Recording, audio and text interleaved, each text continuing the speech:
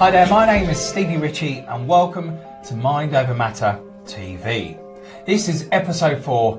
Mind Over Matter TV is all about mental health, and of course mental health affects us in so many different ways, mentally, physically, and of course in everyday life. I for one all know about it because I've had it and are due to having it many years ago.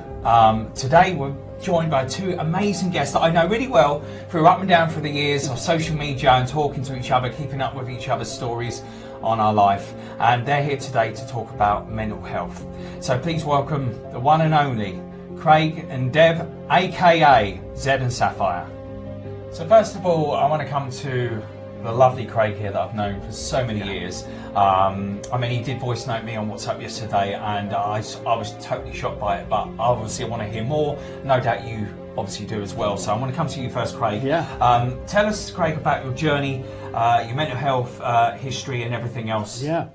Well, it all began when we were out shopping one day, just the two of us, on our day off from doing the entertainment side of things, and we bumped into one of my sisters, two stepsisters, and she came up to me and she said to myself and Debs, I've got news for you. And we said, what is it? And she said, did you hear about Sandra, my sister? What about her? What's wrong with her? Is she all right? No, she died. And I said, what do you mean she died? She's young, how can she die? And she said, well, she took her own life. And I said, nah, I said, Sandra wouldn't do that. Sandra was a singer, you see, she was in the entertainment world, and she helped us a lot in her early days in music, and I couldn't take to it, what she told me, and I said, you have to tell me what happened, I need to know.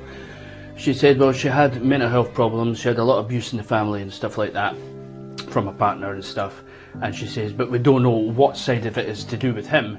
But the most important thing is she's not here anymore, and I says, why did nobody come and see me? I've been on a TV a hell of a lot of times. You know how to reach me. You can go through an agency, you go through a TV company, somebody would find me. You know, and everybody knows where we live in Edinburgh. So nobody came and found us, no family members, nothing. And then I started, says, what happened? I need the details now. She said, it'll shock you though. Well, tell me. She said, well, Sandra, she went out very late hours in the night, shops are all shut, etc., and she went in a phone box on Princess Street in Edinburgh on a corner, a place called St James's Centre, big shopping place. They had a phone box there. It's no longer there for reasons, obviously, and she called the police and said, well, the authorities, and says, I need the police, and I need help. Somebody needs to help me.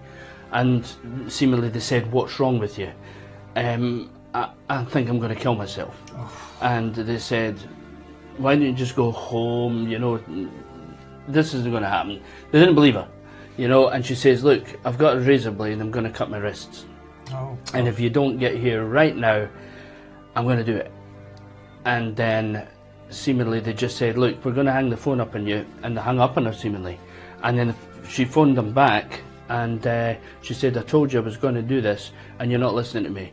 Look, we get callers like you all the time. And she says, here is where I am. She says, we've traced the call box, but we're not sending anybody out because they just thought she was crazy. And then she ended up cutting both wrists. And she was bleeding out profusively.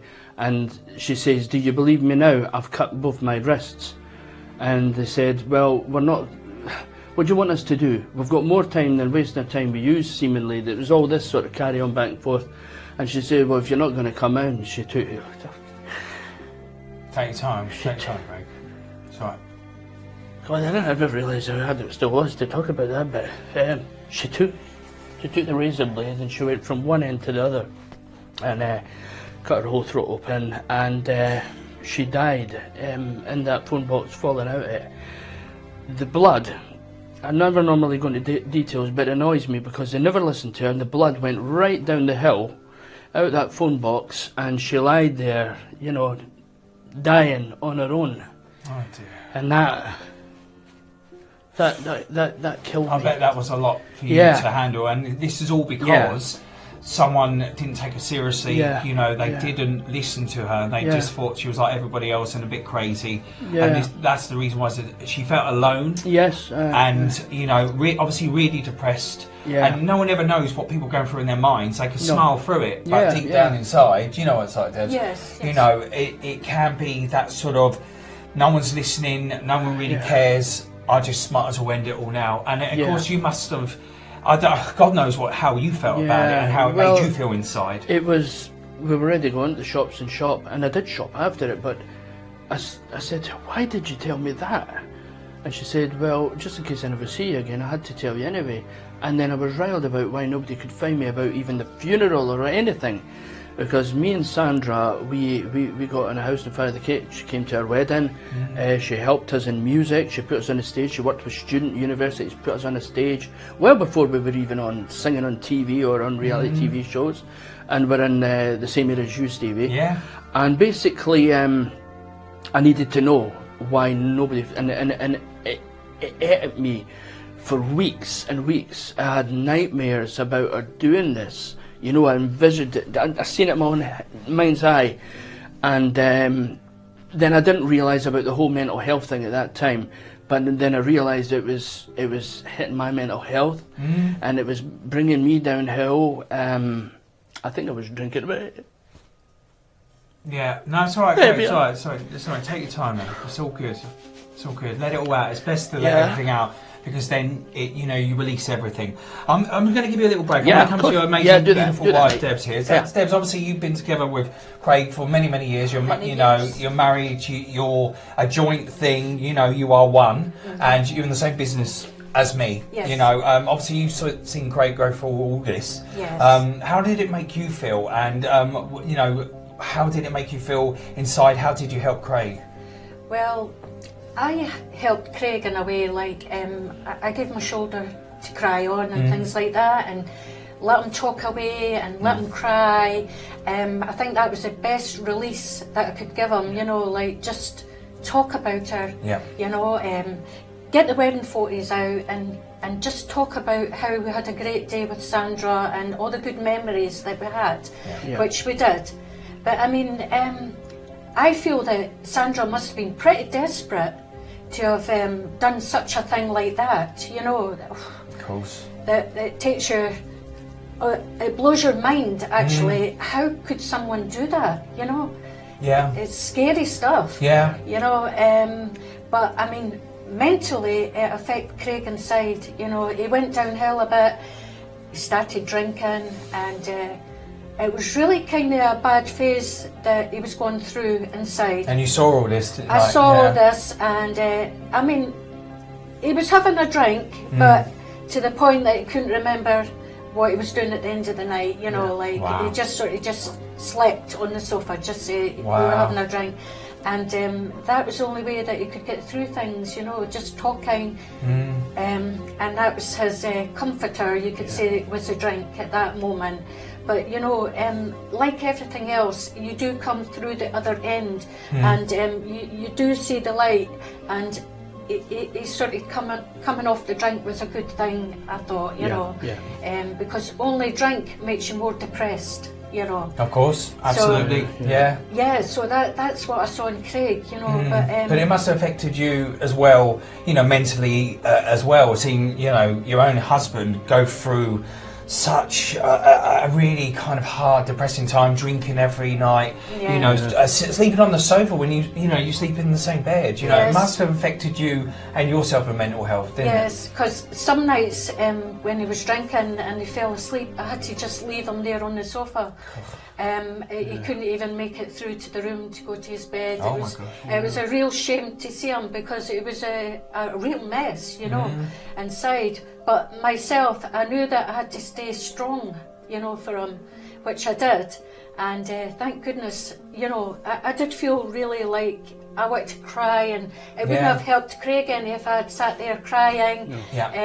You know, so I just let him do what he needed to do at that time. To get through it. Yes, to get through the whole thing. And you were like the glue in the relationship. You held it together. You were the strongest out of the both. No disrespect to you, of Craig. course, you know, and you're right. she kept you, you know, kind of on that path of getting out of that dark place and giving you her full support. Yes, which I did, and he's thankful to this day that, you know, I didn't crumble the way he did, because that would have been a really lonely road for two of us to go down, you know, if we were both doing the same thing. Yeah, a double whammy. You know, yes.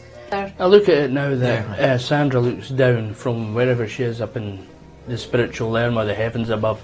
She'd be looking down and she'd be saying, I'm proud of you now, brother, but, you know, she would never have wanted me to go downhill like that. She would want me to get on with my life. You know, she took that turn. It's a point of no returning back, no turning back, and it's a serious thing.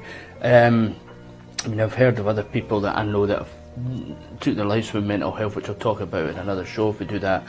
And these were serious as well, but this was, you know, hanging yourself.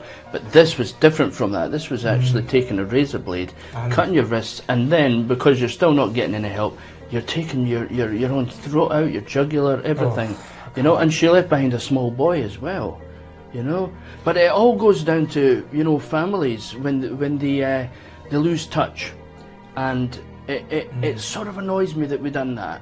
It's nobody's fault, of course, but then I took the blame for that as well. If we stayed in touch, or if she stayed in touch, is it my fault? Is it my fault?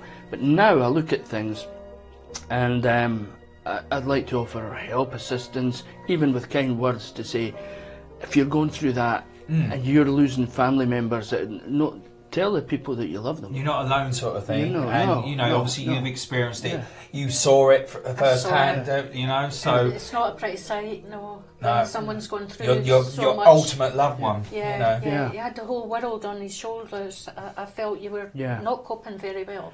No, it just crashed, and at the back of that, then the COVID thing happened, and that depressed me even more. So that was worse. But then, when we done our TV show, Moorish TV, we done that. That gave me something to work on, because some of the artists that were on that, Sandra loved music. She would have loved what we're doing, and we helped a lot of bands that says, what we're going to do, we're struggling through mental health. Some people were seriously ill mentally and says, I can no longer live. They survived to this day, and one of them even done a, what do you call it, the artist that comes on before the band again, what do you call it? Oh, like a support act, yeah. for Tinchy Strider. One of them done Tinchy Strider. Oh, wow. After being on Moorish TV. So it shows you that shows like this is a brilliant show, this is a great show, and I think that Sandra would look down and she'd be proud of what we're doing right now. And she was a big X Factor fan, by the way, so she would have loved you. Thank you, Sandra.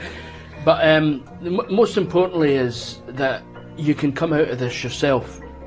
If you go through something like this, I went through a hell of a time. Craig, can I ask, how long, if you don't mind me asking as well, like, but both of you actually, how long were you stuck in that depression mode for? Was it a year, 6 months? Was it? No. How long was that sort of mental health? I would say, well, possibly around about 6 months to start with, because it was pre-COVID. This was 2019, before the 2020 lockdown thing. So it was right before that, and I was starting to come out of it. But the depression that I had after that was not so much of what happened to Sandra, but it's now what's happening to me. Now my life's been stopped. I can't do music, I can't do TV work, I can't do a thing, because it made it sound like we were finished. So that's how I felt, and that depressed me as well. So I had another, I think, 6 months on top of that. So probably all in all, 8 months to a year of this depression thing, you know, and I was on the antidepressants for a while, and then I suffered from severe anxiety as well. I know about that. So I took meds for that, and I still take those. But I can go on a stage and I can sit with you and people like that. Yeah. But as soon as a situation you don't want to be involved in, I can panic. So I have to take these tablets beforehand, and I'm all right. You know, it's all under order, sort of thing. Well, when I saw you out there earlier, like both of you just wouldn't think it. No. That you both went through such a depressing time and a big thing, and you know, you're bubbly, you're upbeat, you're uplifting. I felt your vibe. It was an amazing vibe. Course, But then to hear this, I mean, because I'm quite shocked. You know, obviously that voice note you don't hear much, but I'm quite shocked at what you've just said. And you know, it's like it's mind-blowing. Yeah, it is. And now you sit here today and obviously you're telling your sides of the story to anyone out there sort of suffering as well. I mean, these two are first-hand, they know all about it. Yeah. You know, Deb, I want to sort of ask you a question actually. Yes. So when Craig was going through all this kind of depression, he said 8 to 10 months. Yes. Were you following with him for that 8 to 10 months as well? Did it affect your lifestyle, your work, you know, everything, even like family life? Yes, basically I was finding that, you know, he wasn't speaking too much to me. He was always in thought about his sister, and it's just one of these phases you just have to let it go and ride it out, you know, and you'll reach the other end. So that's what basically happened, but I had to do the journey with him, if you know what I mean. That I didn't want to lose my husband to grief, you know. No. But it turned out that, you know, these things, it's always there, Craig, if you know what I'm saying. Yeah. But Yeah, I believe that. it's just, you just have to just basically let it go and talk about things. Yeah. I feel that people who are going through depression must actually speak about things, and that's the way to let See, it that's go. one- I see in your face right now, there's that, like, how much, you know, I could see that kind of that emotion, those emotions behind your eyes. I can just see it right there through what you know Craig was going through. I can feel it as well. It's almost like the vibe, you know. So but you know what? You had each other. So can I just ask, are you both now in a good happy place? Or are you, you know, are you? I mean, you seem out there like things are going well for you. You've got another TV thing you're doing. So I cannot wait to watch. We're by the way, in a good place. So you're in an amazing place. Doing say some so, TV yes. stuff, which we'll let everybody know in due course, and this should help people who struggle through mental health as well, because if we can do it, and if Stevie can do it, you can do it as well. You can get out. You can. If you're not an entertainer, it doesn't matter. It just matters if you've got it up there to say to somebody, you know, if you need help, I'm here. That's perfect. Have you got any like final things you want to sort of say to me or to the viewers? You know, because obviously this journey for both of you is, I mean, I'm still a little bit shocked actually. That's why I'm trying to sort of, you know, stay ahead of the game. But you too, it's really shocked me. Have you got sort of anything you want to add or say? You know, Do you want to add something and then I'll do it? I just think that always say I love you to your loved ones. Absolutely. Always say that because you don't know when you're going to kind of see them next time. Yeah. That's it. And from me, I would say, remember there's someone out there for everybody. There's always an ear there that will listen, and you are the mouth that can speak. So work them together, they'll gel together, and you can make things happen. Good things can overcome mental health. For us, Sapphire, or Debbie, and Stevie as well, you know, we've all been there. Your journey can end, and it can end by speaking out. Well, thank you so much for joining me today. My name has been Stevie Ritchie, and I've been joined by two amazing guests, Craig and Debs, aka Zed and Sapphire. Thank you so much. Take care of yourselves, and don't forget, you are not alone. Please do speak out. Stay tuned for the next bit. I'll see you soon.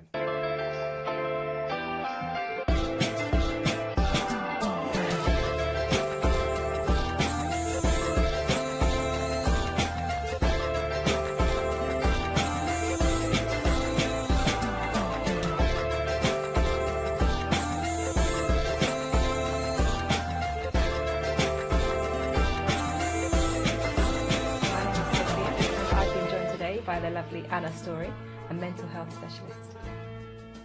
So Anna, do you feel like there's a mental health crisis in this country? Well, I think there is. Yeah, I definitely think there is, just by the sheer number of people who are looking for help. Increase in your clients, for example? Yeah, just increase, I don't know, 10-fold, 20-fold. Yeah. And do you feel like we're dealing with it in the right way? No, I don't think we are. I mean, there are facilities at unis, there are more schools which employ counsellors, so that's all better. But unless you can pay privately, then unfortunately you can't find the counsellor. You have to wait for months and months and months, which is ridiculous, and it could be dangerous. So as a mental health specialist, you're seeing an increase in your clients and in your patients, just not enough resources for you. Yeah, absolutely. Yeah, yeah. And I know people who can't find a counsellor, and when they can pay, they keep looking and keep waiting, and they still don't find one. Perhaps there needs to be more done in terms of training up new therapists and new mental health specialists. Do you think that's an area as well that needs to be looked at? Well, I think there are enough specialists, like BACP has many members, but for example, NHS is mostly employing CBT therapists, so they probably should be more inclusive and embrace all sorts of other modalities, rather than just say we only use that. And that would be massively helpful. So kind of a broader approach Yeah. to mental health therapy. Yeah. You touched upon, you mentioned CBT there. Yeah. Can you tell us a little bit about what that means and maybe different approaches that therapists try in their Well, practice? I'm not CBT therapist myself, but CBT is more directive therapy, which is addressing your behavior, how you do things, and you get homework to do and to change your behavior. Right. So it's kind of short term, usually. Okay. And there are approaches which might take years, and you delve really deep into your unconscious, and you have to work really hard and remember things. And Okay. it takes a lot of time and effort. Also, there is coaching, which is again more directives. There is homework. It's more. And when you say short homework, term. do you mean like going home and sort of journaling your yeah, emotions? you have certain exercises to do, and journaling is generally a good thing, and you can always do it yourself. And lots of therapists advise clients to do that. Yeah, it's a really great way to kind of get your feelings out on Yeah. paper. Yeah, but there are all sorts of modalities. So if you're looking for therapists, probably just go and see different ones and see which one you prefer, which one is for you. I think that's really important. Yeah. It's, you know, we're Yeah. all very different. We all have Exactly, different yeah. personalities. We all overcome with different traumas. So it's really important we find the therapist that sort of works. Yeah, For and us. therapists should work for you. You Yeah. should like therapists. Yeah. If you come and see a therapist and you don't like him or her, don't try hard to and try to like him, Yeah. because there is no point. Just go and see somebody else. Yeah, I think that's great advice. Absolutely. Otherwise, you might feel like you're not getting anywhere. Yeah, Where in fact, Yeah. it's not you. It's just you need a different approach. Exactly, You need to try something yeah. new. Absolutely, that's brilliant. As a mental health specialist and someone who takes on a lot of perhaps trauma, how do you cope? How do you deal with the things that you hear and the things that you have to listen to? How do you look after your mental health? well, that's very important questions, because quite a few training institutions which train therapists are not really teaching therapists how to look after themselves, and that leads to burnouts and therapists dropping out of profession. So obviously we have supervision, so you talk to your supervisor once a month, which is great, but sometimes it's just not enough, so you have to be able to monitor yourself, and if you feel like you don't really want to see clients at all, or like you feel really bad after each session and clients really get to you, you keep thinking about your work, you probably need to stop and just have some therapy yourself, Yeah. which I do from time to time, and it's extremely useful, and not with the same therapist, I sometimes change modalities, and just look after yourself, do Yeah. things you like, and Yeah. see your friends, and Absolutely. not just be focused on your work and Yeah. just stuck in it. I think that's really important. Really simple advice, like you said. Yeah. Do things that you enjoy, socialise, Yeah. spend time with the people you love, people Yeah, that love you. totally, That's yeah. really key, you know. And you have to look after yourself.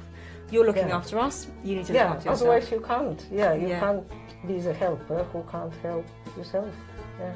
For those out there who might be struggling with their mental health for any reason, thinking about therapy or not so sure, what's your advice for them? But I think it's important to have people around with whom you can share your concerns.